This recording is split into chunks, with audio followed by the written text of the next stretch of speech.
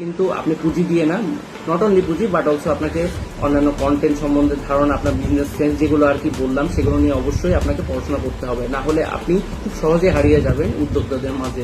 এখন বর্তমানে কম্পিটিশনের যুগে উদ্যোক্তা হয়ে ওঠা অনেক কঠিন। যেমন চাকরি, অনেকে মনে করে চাকরি কঠিন, কিন্তু না, চাকরির চেয়ে হাজার গুণ কঠিন কিন্তু ব্যবসা করা।